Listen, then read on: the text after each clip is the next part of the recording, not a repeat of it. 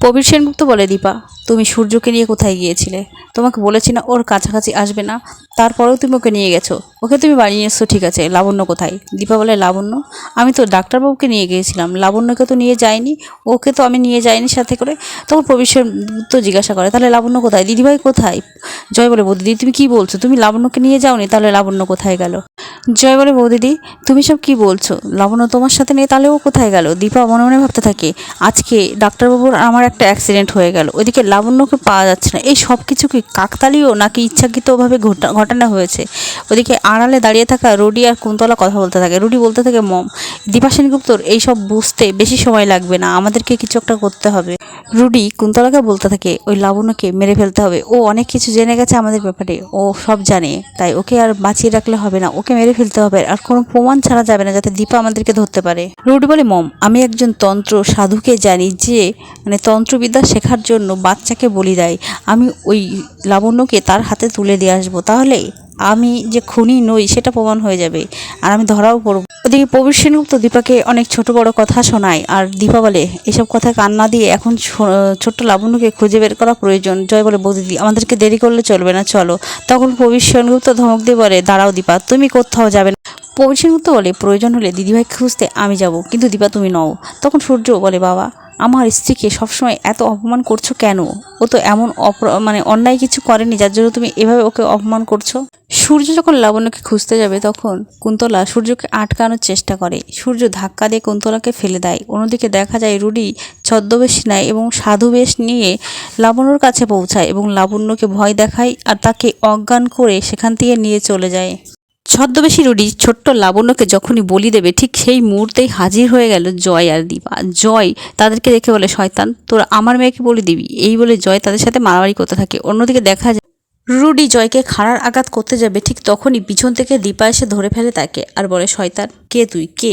সেই খাড়াটা দীপা রুডির গলায় রাখে আর বলে, বল তুই কে? এই বলে সে যখন তাকে মারতে যাবে তখন দেখা যায় রুডি বলতে থাকে দুইজন মহিলাকে, ওই বাচ্চাটিকে নিয়ে এখান থেকে চলে যাও। তারা যখন ছোট্ট লাবণ্যকে নিয়ে চলে যাচ্ছে, দীপা রুডিকে ছেড়ে লাবণ্যকে বাঁচাতে ছুটে যায়। ওদিকে রুডি পালাতেই যাবে তখন দীপা পিছন থেকে তার চুলের মুঠিটা টেনে ধরে আর তার মাথা থেকে চুল খুলে যায়। তখন রুডিকে দেখে ফেলে দীপা আর বলে, রুডি শয়তান তুই। তখনই দেখা যায় সেখানে থাকা ধূপের ধোঁয়াটা সবার মুখের দিকে ছুড়ে দেয় আর সেখান থেকে সবাই মিলে পালিয়ে যায়। জয় ছোট্ট লাবণ্যকে জড়িয়ে ধরে আর বলে, ভাই ওরা পালিয়ে যাচ্ছে, ওদেরকে ধরতে হবে। ওদিকে ভীষণ ভয় পেয়ে ছোট্ট লাবণ্য দীপাকে জড়িয়ে ধরে বলে, ভালো মা, ওরা আমাকে মেরে ফেলতো। তখন সান্ত্বনা দেয় দীপা, বলে, তোমার কিচ্ছু হবে না, তোমার ভালো মা আছে না, তোমার ভালো ছেলে, তোমার বাবা, সবাই আছি আমরা, তোমার কোনো ক্ষতি হতে দেবো না।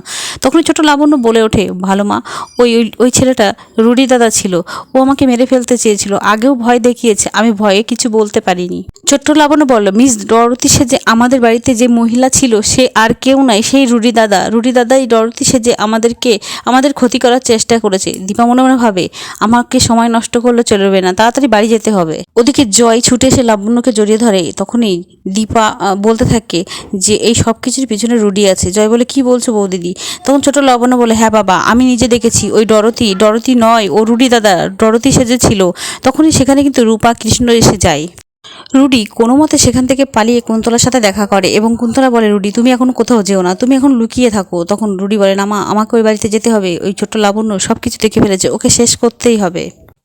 ওদিকে দীপা সেনগুপ্ত বাড়িতে ঢুকেই সমস্ত সত্যি কথা সবার সামনে বললে সোনা কিছুতেই বিশ্বাস করতে চায় না। ওদিকে প্রবীর সেনগুপ্তও কিন্তু দীপার কথা বিশ্বাস করে না, দীপাকে অপমান করতে থাকে। তখন জয় বলে, বাবা তুমি যাই বলো না কেন, আজকে বৌদিদি না থাকলে আমি লাবণ্যকে বাঁচাতে পারতাম না, ওই রুডি আমার মেয়েকে মেরে ফেলতো। ওদিকে সোনা বারবার বলতে থাকে, সোনা রুডি মারা গেছে, ও কী করে আমাদের লাবণ্যকে মারবে? দীপার কোনো কথাই সে বিশ্বাস করে না। তখন দীপা বলে, আমি না মিথ্যে কথা বলছি, কিন্তু লাবণ্য তো ছোট বাচ্চা, ও কেন মিথ্যে কথা বলবে? ও নিজের চোখেই রুডিকে দেখেছে। ওদিকে চারু সোনাকে বলে, মিস ডরোথিকে ডাকলে তো সবটা পরিষ্কার হয়ে যাবে। তখন দীপা বলে, উনি এই বাড়িতে থাকলে তো আসবে। রুডি ডরোথির ঘর থেকে ছদ্মবেশ নিয়ে বেরিয়ে আসে, সবাই অবাক হয়ে যায়। দীপা মনে মনে ভাবতে থাকে, এইটুক সময়ের মধ্যে কিভাবে রুডি ছদ্মবেশ নিয়ে আবার ফিরে আসে। সবাই দীপাকে আবারও ভুল বোঝে। তখন জয় বলে, বৌদিদি তোমার হয়তো ভুলই হয়েছে। কিন্তু তখনই ছোট্ট লাবণ্য বলে ওঠে, না বাবা, এটাই হচ্ছে রুডির দাদা, আমি নিজের চোখে দেখেছি। সোনা তার মাকে অপমান করে বলে বাড়ি থেকে বেরিয়ে যেতে। আচ্ছা তুমি যদি না বেরিয়ে যাও তাহলে আমি এখান থেকে চলে যাব। তখন চলে যেতে গেলে দীপা বলে, শোনা দাঁড়া, তুই সত্যি মিথ্যা যাচাই করতে শেখ। ও ডরথি নয়, ও রুডি। দীপা কিভাবে সকলের সামনে প্রমাণ করবে এই ছদ্মবেশী ডরথি রুডি, সেটা জানতে হলে অবশ্যই আমার চ্যানেলটি সাবস্ক্রাইব করে আমার পাশে থেকো। ধন্যবাদ।